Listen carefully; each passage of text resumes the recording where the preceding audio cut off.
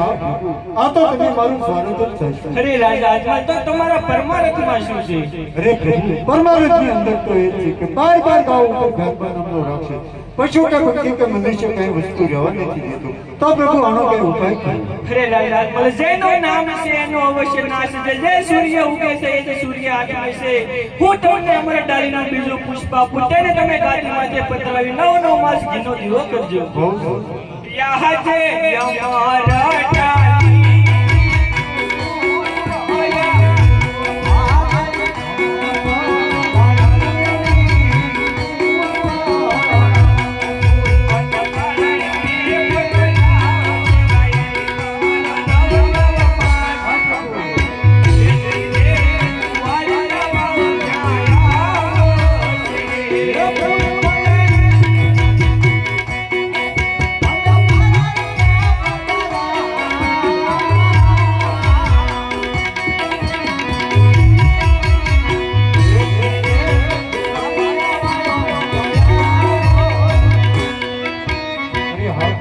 તો પેલું પુષ્પ આપ્યું તેમનું હું શું નામ રાખું?